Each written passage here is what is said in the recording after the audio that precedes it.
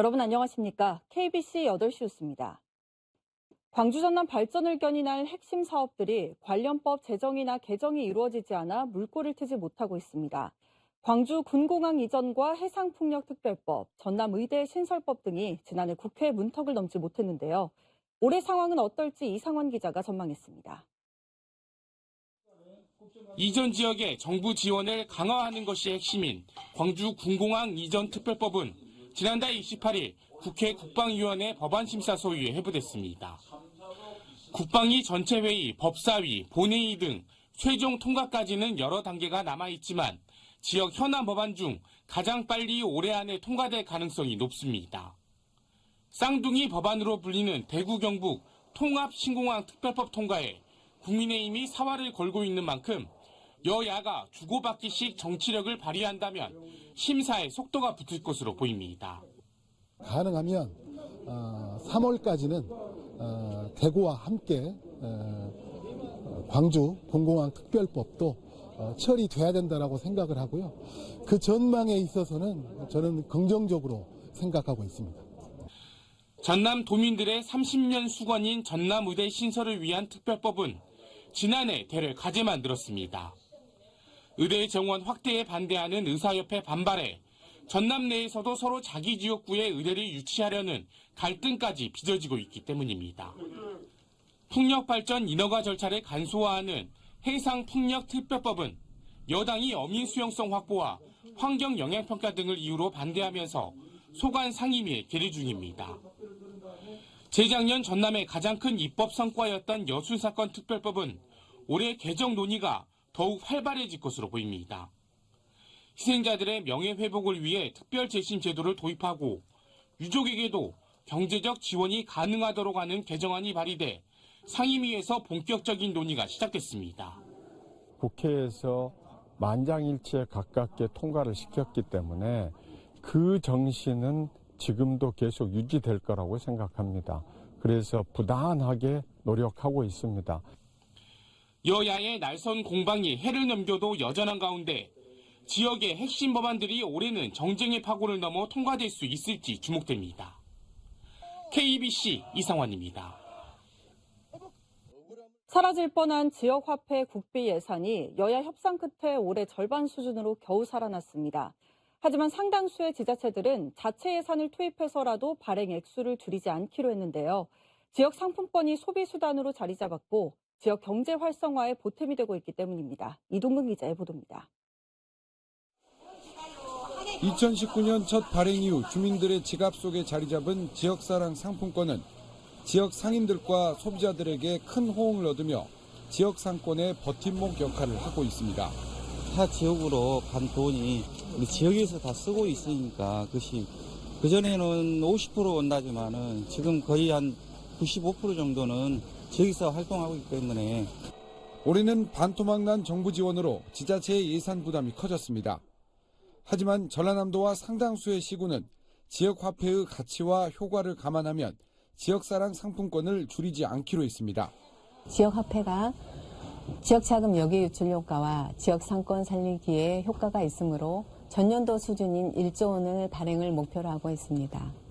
지난해 1,550억 원으로 전국 군 단위 가운데 가장 많은 액수를 발행한 해남군의 경우 오히려 지난해보다 40% 이상 예산을 늘렸습니다. 다만 10% 할인율은 다소 낮추고 소비량이 많은 추석과 설 명절에는 할인율을 그대로 유지할 방침입니다. 국비 지원이 없더라도 해남 자체 예산으로 작년 수준의 90% 이상 발행할 것입니다. 만약에 국비 지원이 되면 10% 할인율을 더 높이는 그런 정책으로 변화해 가겠습니다. 국비 예산 삭감에도 불구하고 지역화폐는 지역 상권과 경제 활성화에 든든한 버팀목으로 자리 잡았습니다. KBC 이동균입니다.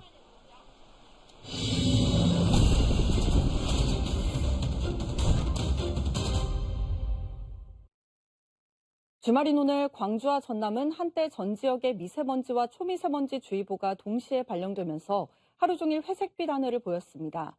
일요일인 내일도 미세먼지와 초미세먼지 농도는 하루 종일 나쁨 수준을 유지할 것으로 예보됨에 따라 외출 시 대비가 요구됩니다. 내일 아침 최저기온은 영하 6도에서 영상 1도, 낮 최고 기온은 9에서 12도의 분포를 보이면서 평년보다 높겠습니다. 광주 전남 코로나19 확진자 수가 3,000명대를 기록했습니다. 광주시와 전남도 방역당국은 오늘 0시 기준 광주에서 1,425명, 전남에서 1,906명이 신규 감염되면서 모두 3,331명의 확진자가 발생했다고 밝혔습니다.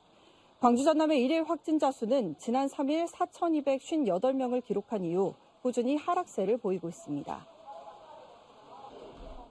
현대 사모중공업 하청 노동자들이 처우 개선 등을 요구하며 천막 농성을 예고했습니다. 전국 금속노동조합 광주 전남지부는 사모중공업 플라스틱 노동자들이 오는 9일 영암군 사모중공업 정문에서 4대 보험 가입 등 처우 개선을 요구하는 천막 농성에 돌입한다고 밝혔습니다. 플라스틱 노동자들은 지난 12일 처우 개선을 요구하며 업무 중단에 나섰다가 계약 해지 통보를 받은 바 있습니다. 이와 관련해 사모중공업 측은 해당 노동자들이 각 협력업체 3곳과 맺은 계약이기 때문에 원청사가 관여할 사항이 아니라는 입장입니다. 최근 더불어민주당으로 복당한 박지원 전 국가정보원장이 지금은 일치 단결에 이재명 대표를 중심으로 싸워 이겨야 할 때라고 강조했습니다. 박지원 전 원장은 오늘 광주 김대중 컨벤션 센터에서 만약 지금 DJ라면 이라는 주제로 강연을 열고 지금 DJ가 있었다면 이재명을 중심으로 뭉쳐서 싸우라고 했을 이야기가 저는 들린다며 이 대표를 중심으로 싸워야 다음 총선도 이기고 대통령도 된다고 말했습니다. 개정교육과정 5.18 민주화운동 삭제 논란에 대해선 윤석열 대통령이 5.18 기념식에서 임을 위한 행진곡을 제창했을 때 이제 광주 시민의 억울함이 청산된다고 생각했는데 역시 아니었다고 비판했습니다. 양부남 더불어민주당 법률위원장이 변호사 사무실 개소식을 가졌습니다.